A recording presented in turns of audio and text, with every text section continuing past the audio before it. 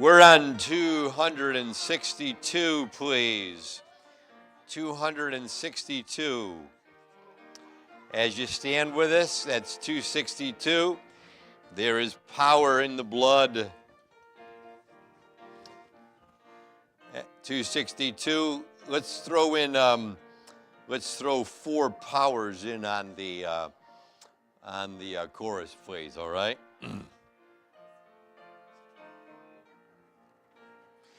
Would you be free from your burden of sin?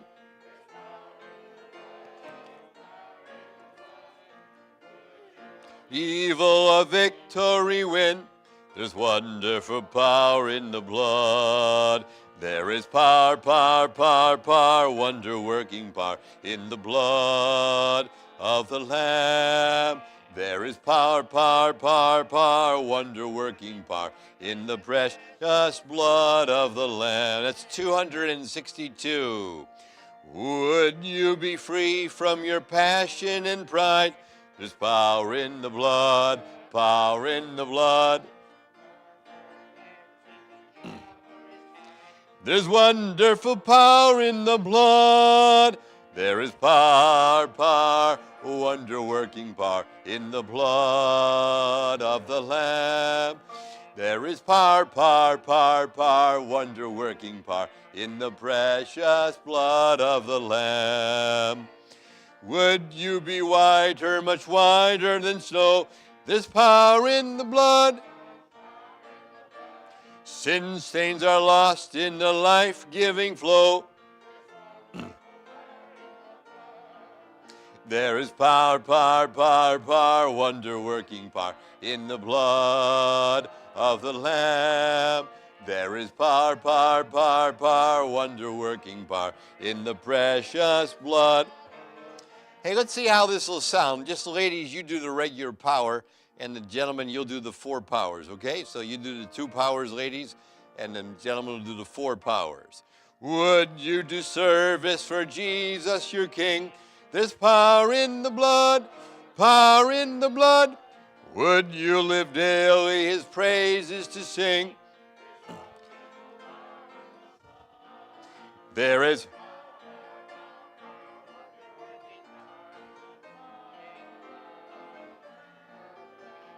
power, power, wonder-working power. Our next song is number 7. If you turn to number 7, please. Come thou fount of every blessing. Fitting for this month of November. We think about Thanksgiving right around the corner. That's number 7, please, number 7.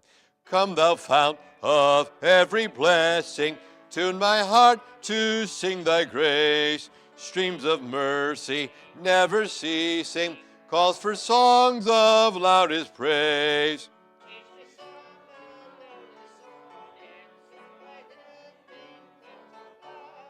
Praise the mount, I'm fixed upon it, mount of thy redeeming love. Here I raise mine Ebenezer, and I hope by thy good pleasure arrive at home. When a stranger, he to rescue me from danger. How many of you, when you see verse number 2, here I raise mine Ebenezer, you wonder what that means? Anybody wonder what that means? Here I raise my Ebenezer. All right, does anybody know what it means? Because I don't know either. I'm hoping somebody knew. Of course, of course, of course. That's right. All right. I'm almost 90% sure you're right. You're 100% sure you're right? Are you 100% sure? They had the banners before the tribes as they marched out in sequence through the desert. Right, but the Ebenezer? That's what their neckline was. Their moniker was. And each banner had its own tribe's emblem or something. All right. We're going to investigate that a little further, but it sure does sound good. All right. Verse number three. I knew they had their banner, the tribes. I know that. Come up with a better. Yeah, all right, all right. I found that. Yeah, verse number 3. Oh, to grace, how great a debtor daily I'm constrained to be. Let thy goodness, like a fetter, bind my wandering heart to thee. Lord, I feel it.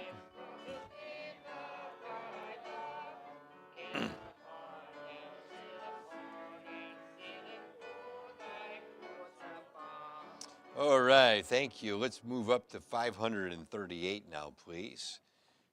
538, thank you.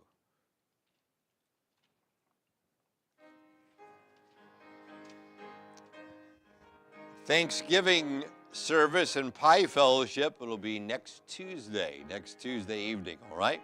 Thank you very much. Bring your pies and bring your pies sliced and bring your pie server, okay? I don't want to have to wash them. You take them home and wash them yourself. All right. Is that fair enough? Okay. Or just lick it and put it back in your drawer. All right. Where are we at here? 538. I'm at 537. All right. I love to tell this story. I love to tell the story of unseen things above, of Jesus and his glory, Jesus and his love. Because I know 'tis true, it satisfies my longing. Thing else can do. I love to tell the story, to tell the old story of Jesus, and I love to tell the story, more wonderful it seems. The golden fancies, our golden dreams. Story, it did so much for me, and that is just the reason. Lit now to thee, I love to tell the story. In glory, the old story of Jesus. I love to tell the story. Repeat what seems each time I tell it, the fully sweet.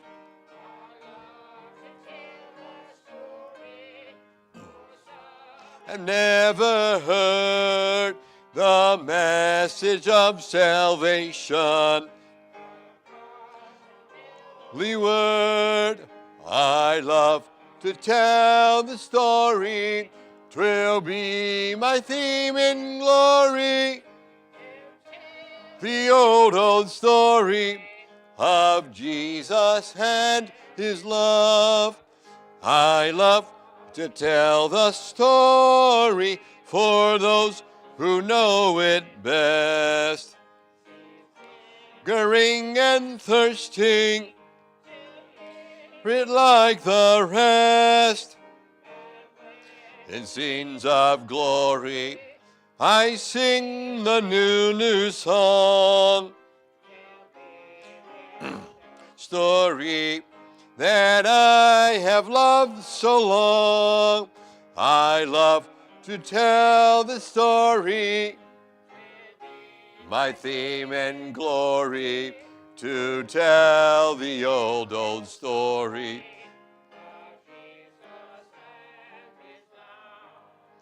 Our next song is 459. You may be seated, and we'll sing this last song, please, Leaning on the Everlasting Arms. Many of us know that there's this is a change here, and the chorus usually would say, leaning on Jesus, right? It's the same one, right? Yeah. So go ahead and sing that part. You know that by heart, all right? It's not in this version here, but leaning on Jesus, leaning on Jesus. Okay, you sing that bottom half of the chorus.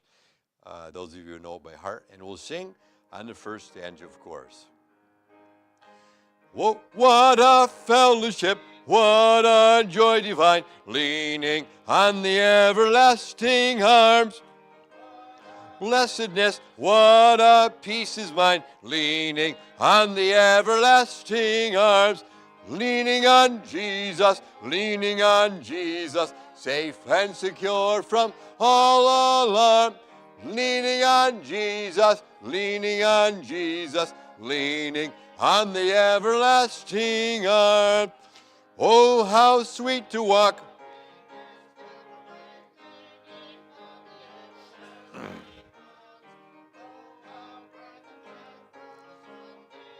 Leaning on the everlasting arms, leaning on Jesus, safe and secure from all alarm.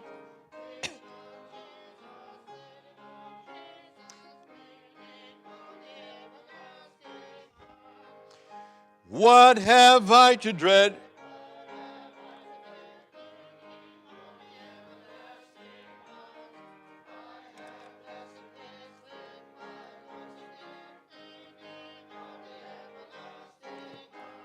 Leaning on Jesus, leaning on Jesus.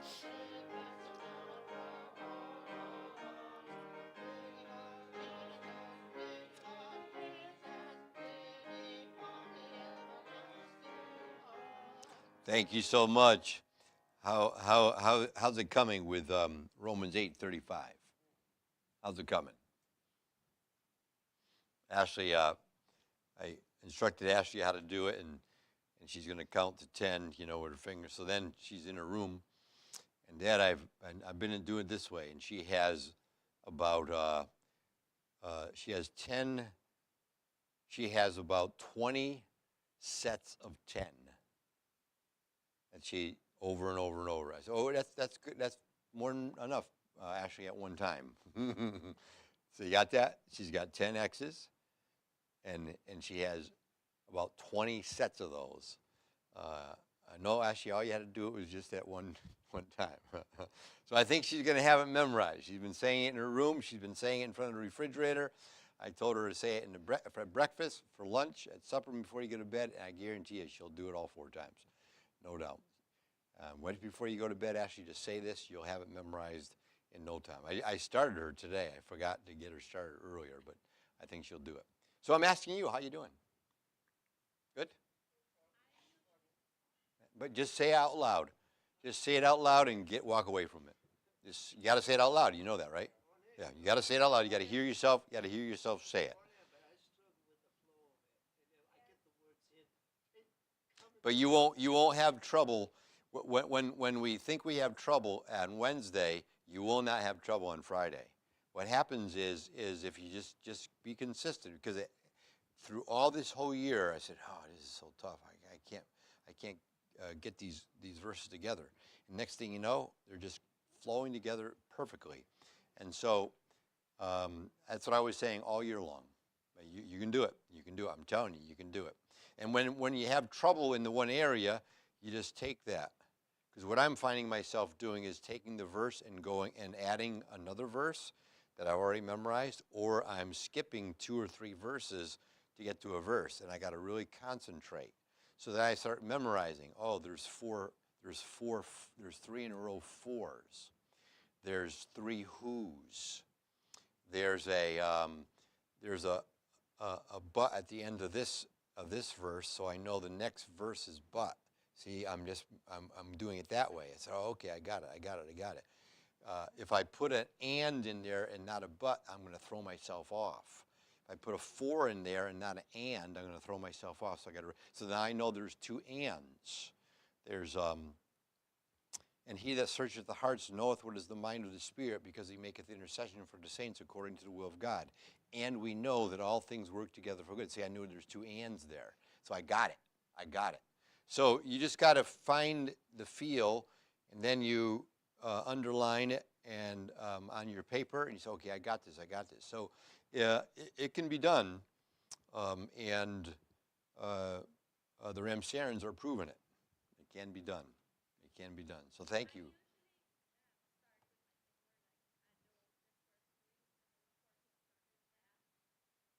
Say that again. Say that again.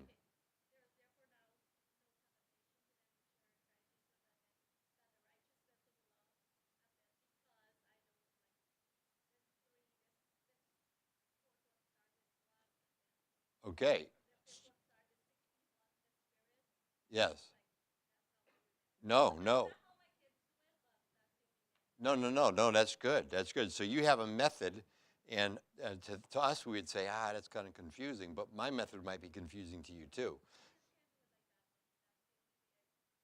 No, that's tremendous. That's tremendous. That's very, very good. Thank you so much. We'll receive, please, your prayer requests, please. If you want to look inside, have a look. Have a look. Brother Frank and I, mostly Brother Frank, put the primer coat on the ceiling and one coat of paint on the ceiling. He needs to put a second coat of paint. And then, Lord willing, the stone will be going up. And it'll be just about done. Just about done. So if you want to have a look, please do so. On Friday, we want to have a cleanup. All this right here is where we've kept the dust. And so if we can have, I think we can do this. We don't have to come in at 8:30 because we're not going to be working until 8:30. We can do this. If you can come, how many of you, it's too early to get here for 5 o'clock? 5 o'clock is too early to get here. I'm not saying you're coming or you're not coming, okay? I'm just assuming, yeah, I'm coming, okay? All right, so all right, so this is not a trap, right? So 5 o'clock is too early. How many of it is too early? How many is it not too early for 5 o'clock? 1, 2, 2. Okay. Got somebody? That's fine. No, that's fine. It's not going to take all of us to do this. No problem, Brother Dane. Okay. How many of you? It's okay. Let's ask it this way. How many of you don't have something going on? Really, honestly, something going on. Okay, and you can be here for 6. You can be here for 6. Friday. 6:30. 6:30. Also the same.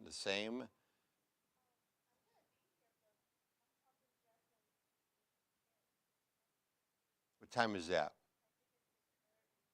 Oh, 6:30. What time are you getting here? Are you helping with them too? Got it. You could be invaluable by putting those lights back in. I had to take all the lights out so he could paint over them, and you know how to put those in, because I don't want just anybody doing it. Would that be acceptable? All you have to do it. The ceiling is going to be painted. The second coat's going to be done tomorrow. You can come you can almost come if you wanted on Thursday night. But that's okay. But I'll assign it to you so you can get here at. Okay. All right. Okay, good. All right. That'll be good. We'll clean this up, get the plastic down, and no more dust. And it's really looking good. Really looking good. Brother Frank is he is a perfectionist. Oh, you should have seen what he did to us. He went over everything we did. He just said, he sanded everything over again. He had a good light though. He had a nice spotlight, so we can use that as an excuse. But he's unbelievably fast. So I'm really grateful for Brother Duke and Brother Frank spearheading this job, and all of us are helping out with this job. Thank the Lord for this. Okay, I'll receive those, please. I might just start teaching from down here anyway, from now, on Wednesday anyway. Not necessarily with the pulpit, but with a lectern, and keep everything back up there. Okay, I'll receive those handouts, please. Those prayer requests, please. Oh, I do got them all. Who brought them up? I didn't even see it. Patrick did? I didn't even see you bring them up. Because they're turned this way, I couldn't read them. All right. Sherry, general request for a job or the job? For a job. I knew something was happening with that. Also, praying for finances. Sherry praying for a job and praying for finances. So he is going to have that biopsy. Is this precautionary, or are they concerned? Oh, it's grown. It's grown faster than they wanted to. So, they did it. Okay. That's Bernie Bell, Sherry's dad, liver biopsy. Kagan is not well. She's sick. Katrina is sick as well. Sherry does have 3 unspoken requests. And salvation for family. Sean has a general request for our church family. Unspoken, two unspoken requests Sean has. This would be for Christina and his son Messiah. Messiah. That would be his son Messiah. The salvation requests are for his co-workers again, Peter and Mark.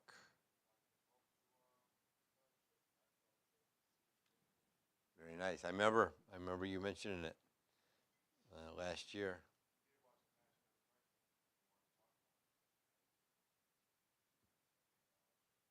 Good. No, that's good. It was Jesus of Nazareth that before Lee Johnson was saved, he had watched that as a young teenager, and it brought tears to his eyes. Really affected him greatly. And then it was a teenager in St. Croix who, high schooler, that sat down. He was sitting on a bench, and she sat down on the bench with her. I think there were 2 sisters that were prominent in soul winning and led Lee Johnson to salvation in Jesus Christ, this teenager. And then he was selling magazines, and the gentleman was a member of Harvest Baptist Church. And sorry about that. Leave you in the dark down there. Forgot to turn those lights on.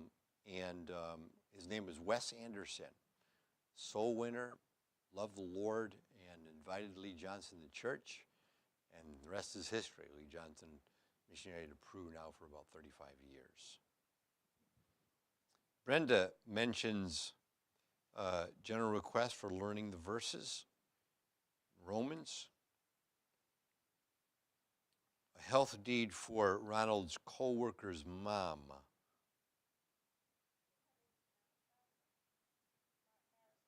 Marisol, please.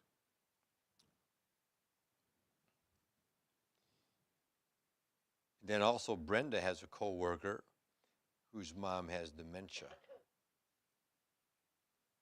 So the health of Ronald's co-worker's mom and Brenda's co-worker's mom with dementia. Salvation for her nephews, her nephew Thomas and her co-worker Tammy. Very good. Thank you. We're also looking to uplift up the prayer request that Patrick has, praying for a church van, our local leaders, Children's Church, near and dear to Patrick and many of you who have children in Children's Church and in the Bible Club right now. What a blessing. Troy wanted to say hi to Mr. De Silva, and he was working in here, and you just come from school. And Mr. De Silva said, yeah, my children went to the same school what you went to. Boy, so many years ago. They were just Troy's age. Wow. Now they're 35 years old, and Thomas and his wife are going to have their fifth child. She's due in January. And Katie has 2 or 3? Does she have 3? Does she have 3? 3, thank you. Church van, local leaders, Children's Church, and we can say the children's ministry, please. Ava, all the pastors that we're praying for. I heard from Brother Bell, and he's grateful for our prayers. He's indebted, he says, for our prayers. Thank you so much for praying for Brother Bell. Remember, he was the one who built this pulpit for us in the cross. That's the crosses that's over there. Sorry. Salvation for friends and family, please.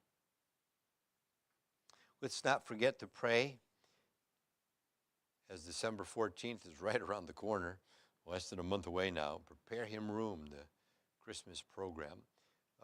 We'll have an abbreviated Sunday school. We'll have Sunday school at 9:30.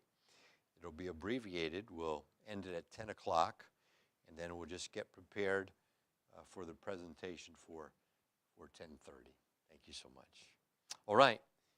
As we're winding down the year and we're winding down our study in Proverbs, we're looking, please, at Proverbs. Let's start off with Proverbs 23. In Proverbs 23, if you consciously listen to the song that the children were singing, that would be the song that they'll be singing for the Christmas program. We're looking at Sin and Its Curse. That's the series that we're on. And now we're looking at Strong Drink. And let's look, please, at our introduction. In our introduction, the question must be asked, what is the rationale of Christians who condone the drinking of alcoholic beverages? I'm not sure, but I think that this issue is more prevalent than when I was a young Christian in my 20s. Christians talking about drinking and condoning drinking. And so, what is the rationale? What is the rationale of Christians who condone the drinking of alcoholic beverages? Now, we could assume a lot of things. And I guess it's not really assuming anything. We could come up with a lot of factors that would probably be true. But that's not the purpose of this lesson. Next question. Why is it necessary to attempt to prove that the Bible is not against drinking in moderation? The question that should be asked is, why does a Christian want to consume a poison? The next question is, why consume a beverage with no health benefits? Let's get moving, please, in our message and our 3 main points. Strong drink deceives its users. Strong drink affects the mind. And strong drink ruins a life. Let's break all this down now, please. We're starting with 23 in Proverbs 23, verse 31, but let's look at this. It looks attractive, but it is deadly.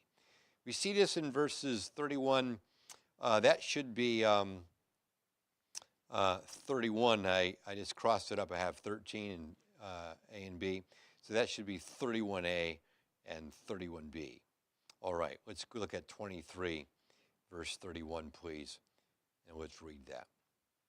Look not thou upon the wine when it is red, when it giveth his color in the cup, when it moveth itself aright. So we're seeing the sparkling appearance.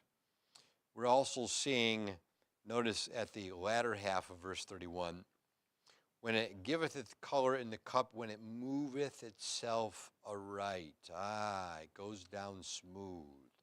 You ever see somebody who drinks a shot of whiskey? You know what they do. And they're saying it just went down. I don't know. I don't think whiskey never came to my lips, so I don't know. Verse 32, but notice it does not deliver. At last it biteth like a serpent, and it stingeth like an adder. In parentheses, I have here the stages of a hangover. Some of you know what this means. You've experienced this before. If someone gets very, very sick and vomits it up, the chances of them having a hangover is slim to none because it doesn't go through their system. But I remember when I was 19, 20 years old, I was 20 years old, and I'll just tell you his name, it doesn't matter to you. His name was Larry Sisak. Larry Sisak was a Christian, and he was he was much more mature in Christianity, knew the Bible better than me, and he had wine in his closet. He said, it's okay to drink wine and have some. And so I think it was the very first time I ever had wine, and it was just a very little bit. And the next morning, I had a headache. And I was not drunk. I was in the least bit drunk. I guess if I had 8 of those, I would be drunk. So you can say, well, yeah, you were 1/8 drunk. Then what happened? So right then and there, you say, why am I putting this poison in my body? It just made me have a hangover. Now the stages of a hangover would obviously be, it wouldn't take just 1 shot of wine or 1 can of beer, right? But the stages continue. You have to increase because your body's not is used to it, right? So when my body wasn't used to it, that little bit of wine gave me a headache. I stopped from there. So now what happens is, it's a whole lot worse, what people tell me, because they're feeling utterly miserable in the morning. Now, we know that some of you come from this background. Is that true? You feel physically miserable in the morning. Yeah, it's horrible, right? So, but then we're going to see here later how that sinner goes back to it, keeps going back to it. So you have to increase it. So it's clearly, is there any food other than that we're allergic to, or any drink other than that we're allergic to, that will do that to your body? I don't know of any. That is, go ahead and slug down 3 liters of Coca-Cola. Is that bad for you? Mm-hmm. Is it going to make you have a hangover the next morning? No. So the rationale is, well, our body is the temple of the Holy Spirit. Look at people who drink coffee and people who drink Coca-Cola. It's just an excuse to try to rationalize and justify in drinking. All right, let's move on, please. It mocks those who are fooled by it. 20 in verse number 1. 20 in verse number 1. Wine is a mocker, strong drink is raging, and whosoever is deceived thereby is not wise. That's pretty straightforward. Wine is a mocker, strong drink is raging, and whosoever is deceived thereby is not wise. All right, now let's break this down, please. We want to break this down in 3 segments. Strong drink affects the mind. It prevents clear thinking and discernment. 31, 4, and 5. We'll just read verse number 4. 31, 4, and 5. It is not for kings, O Lemuel, it is not for kings to drink wine, nor for princes strong drink. So we're saying it's not distinguishable to drink. It disgracefully removes the only source of light. Let's read verse 5 in the first half. Lest they drink and forget the law. Then we see it disgracefully perverts sound reasoning. That should be B, sorry. Lest they drink and forget the law and pervert the judgment of any of the afflicted. Let's move on to letter B. It generates perverted thoughts. 23:33. 23:33.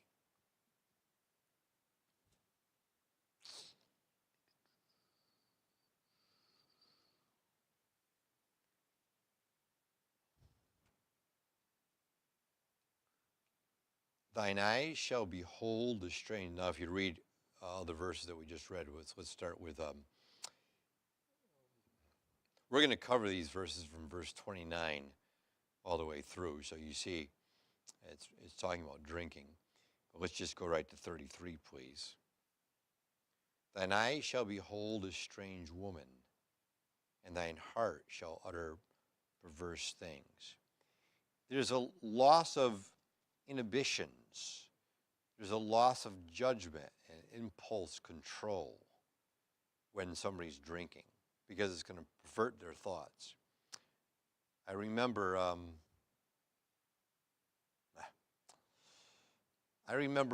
gentleman when he was a civilian when I was in the Air Force, and so we worked with the civil service individuals.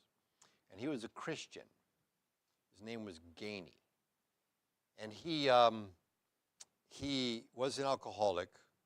He was a functioning alcoholic, but you can see his friend, who was also a heavy drinker, a coworker said, so-and-so's in his 40s. I said, there is no way he's in his 40s. He's got to be in his 60s. No, I don't believe it. For the life of me, I don't believe it, that he's only in his 40s. And he was, because he was such a heavy drinker. Well, Mr. Caney, I was really disappointed because he was talking about the Bible, and his wife was going to church pretty regularly. But there was a party. There's a lot of that going on when I was in the service, and they were going to have it after work. And they called it the attitude adjustment. They had a big 55-gallon drum that was cut into 1/4. Well-painted, handles on it, the attitude adjuster. They throw ice in it and they throw the beer. Well, Mr. Gainey lost his inhibitions. It was really discouraging and disturbing to me because I was having all these nice talks with him, and now all of a sudden he's a married man, and there were some females there, and that's all I'll say. It was just so sad. What in the world are you doing? Why are you doing this? Why are you acting this way? See in parentheses there? The loss of judgment and impulse control. Yeah. Why do you think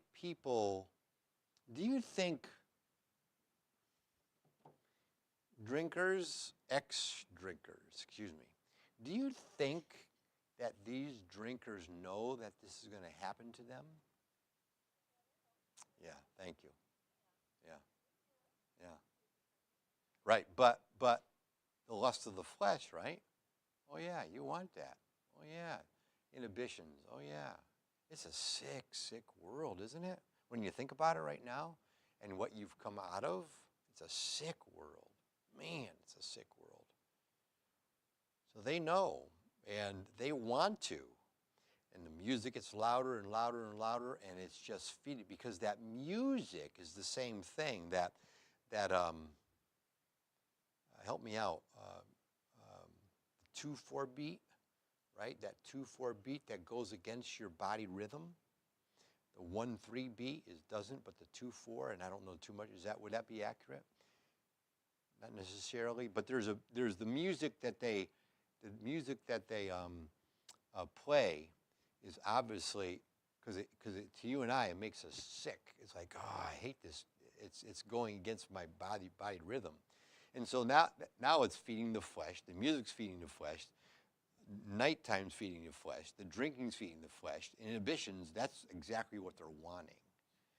Then you read the terrible, terrible stories on how people have been abused and killed. All right, let's keep moving, please. So it generates perverted thoughts.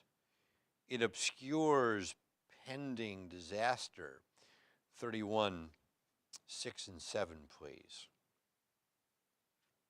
Proverbs 31, 6 and 7. Now remember, we read in verse 4, we have to take, you can't just throw in 6 and 7 and run with 6 and 7. So here, I'm going to give this to you. You're ready to die. No. Verse 7, 6 and 7. We have to read verse 4. It is not for kings, O Lemuel. It is not for kings to drink wine, nor for princes strong drink, lest they drink and forget the law, and pervert the judgment of any of the afflicted. Give strong drink unto him that is ready to perish, and wine to those that be of heavy hearts. Let him drink and forget. The Bible's not condoning this. Okay, go ahead and drink. Forget his poverty. And remember his misery no more. No, it's not condoning it. This is what's going to take place with this individual.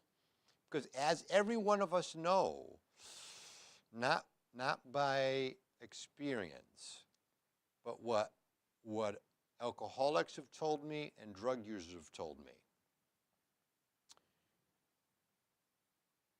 You come off the high, and you're farther down when you started, and you have to continue up.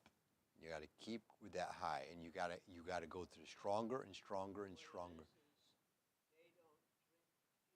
They drink to keep from feeling bad. Good point. So they just want to stay away from the bad, so they try to stay at that level. Is this? And it takes more in order to maintain that. It does. It does. Yes. Yeah. They enjoy it, but they know that they don't. Well, they're enjoying. I mean, they're enjoying escaping reality. They're enjoying the inhibitions, loss of inhibitions. They're enjoying the fact that everybody's doing it, so we're all together here and we're all supposedly having fun. So it's just it's an evil. I've seen a book before entitled liquor was called Liquid Satan. Have you ever seen that book? Liquid Satan. I don't know if I have it in my library or not. Okay, let's move on, please. Strong drink ruins a life. It enslaves its users. We're back to 23 now, in Proverbs 23. See, all a young person who is,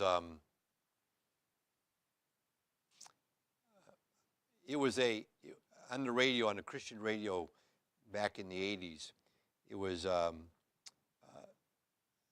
the segment, the ministry on this Christian radio was to youth. And so the challenge was, marijuana wasn't a challenge back in the 80s, it was cigarettes. And it was when this youth was when the youth were trying to persuade this one youth to smoke cigarettes, his answer was, "No, thank you. I think I already have lung cancer." And it was perfect because it diffused the whole situation.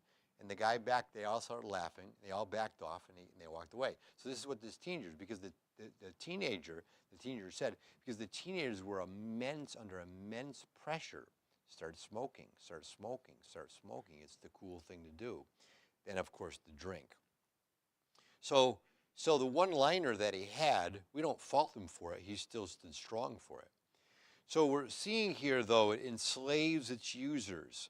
In 23, we're going to break down now 34 and 35 in 3 segments. First of all, they're oblivious. Verse 34. Yea, thou shalt be as he that lieth down in the midst of the sea, or as he that lieth upon the top of a mast. Not sensible to pain. Let's look at the first part of 35. They have stricken me. Shalt thou say, I was not sick? They have beaten me, and I felt it not. Do you remember, I've told this story before, and the chances are you probably forgot, but John Blass was a wonderful Christian at Harvest Baptist Church, but he was a drunkard. Man, he was mean as they come. And he hated Christianity, and he hated God. And when he was in the Navy, he would purposely seek out the Christians to beat them up. He was strong enough to do that, hated them. Well, he was in an orphanage, and he said to the kids, I'll prove to you there's no God. And they went out to a field, and he was a little bit older, so when you're 3 or 4 years older, and he says, if there's a God, let him strike me dead. See, I told you there was no God. I mean, he was mean. So he told me one time where on a cold winter morning, he woke up in the morning in the snowbank. He could have froze to death. Another time, he had a dream that a fan was running. He said that fan was bothering me, so I'm going to shut that fan off. And he woke up the next morning, and the fan was just humming. And his fingers were all bloody. He put his hands into that fan. It stopped the blade, and he kept sleeping. Look at the verse. The Bible is true. Felt no pain. Wakes up, looks at his bloody fingers. He stopped that fan. Not sensible to pain. They have beaten me, and I felt it not. But notice, please, what, gentlemen, you were saying, because I said we're going to look at this verse now, because remember you both said right here, you said you feel miserable, so lousy. But look, right? I will seek it yet again. I'm not faulting you for it. We're not criticizing you for it. That's what you did. That's what sinners do. That's all we know. I'm going to seek it again. So we're saying not only is it they're oblivious, they're not sensible to pain. John Blass could have been dead easily. And senseless logic. His salvation experience is tremendous because he was invited to watch a film, a Christian film, and he could care less about that film. And the preacher got up and he says, I'm just here. I'm only here for one reason. This young lady invited me. I'm going to come, and I'm going to say, don't ever invite me again. I'm only going there to scope the situation out and see what girls I can pick up. That's what he thought about in a church. Yeah. So he said when that pastor, it mattered nothing. He can care less what was said in that film. When the pastor got up and he said, there's some of you here that if you died, you would split hell wide open. And his eyes were open. And he went down. He was very crude, man. very crude. If you ever meet him, you would say, yeah, I can see that he was a crude man because it was black and white, black and white. He says, I was pushing people out of the aisle, out of the seats. So he was pushing people out of the way so he can get down to the altar and get saved. What a testimony that he had at Harvest Baptist Church. So he would always sing without a piano. He had a baritone voice, beautiful voice, man. So there you have it. Here's a guy, drunkard, angry with God. God saved his wonderful soul. Never know. You just never know. It leads to squandering and poverty. We're looking at 23, 20, and 21. Let's look at the classless twins in verse number 20.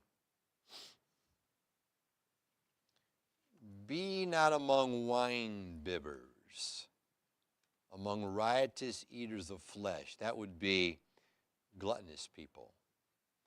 Be not among wine bibbers, among righteous eaters of flesh. Riotous, I'm sorry. Yes, sir, riotous, sorry. The concluding life of the twins. Be not among wine bibbers, among riotous eaters of flesh, for the drunkard and the glutton shall come to poverty, and drowsiness shall clothe a man with rags. Then we're looking finally, it brings sorrow and shame. We're going to look at 6 avoidable hardships. Now, they're unavoidable when you're involved in drink, but these are avoidable. Isn't this unbelievable? Who hath woe? Who hath sorrow? Who hath contentions? Who hath babbling? Who hath wounds without cause? Who hath redness of eyes?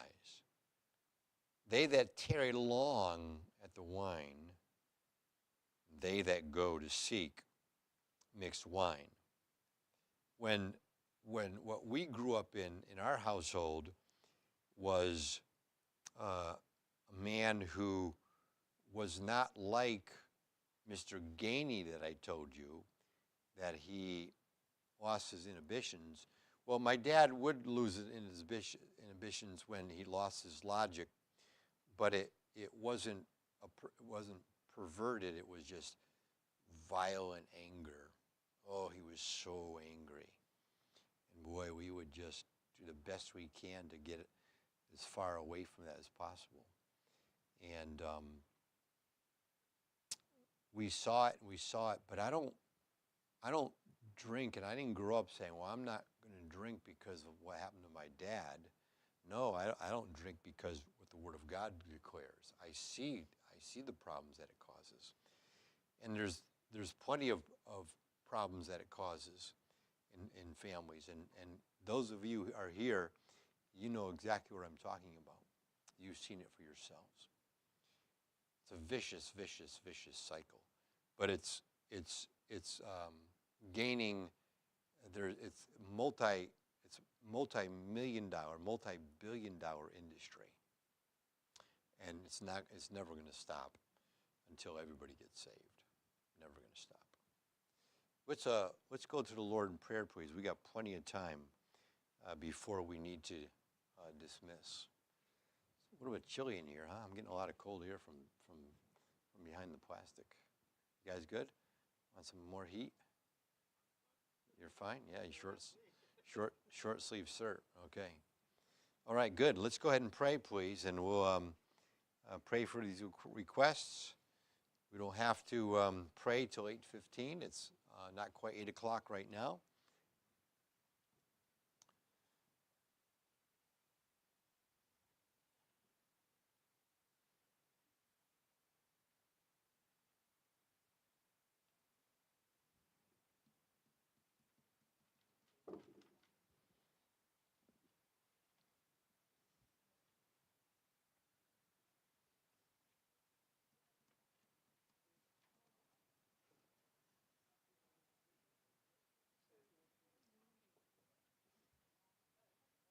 I can pray. I can pray with Mark because Mark is instead of 3. Yeah, give plenty of us time to pray. Come up here, buddy, and we'll pray. Pardon me? I guess I'm over here, man. I guess you're over here, yeah. Pardon me? Yeah, you want him in the group? You need him in the group? Okay. It's all good. I guess you can have Duke in your group. If you want Duke, if you wanted a third person. Rough around here, huh? Yeah. Oh, that's what it is. Oh, over 40. Well, he's going to add class to your group, my friend. Come on. Let's go right here. Thank you, sir.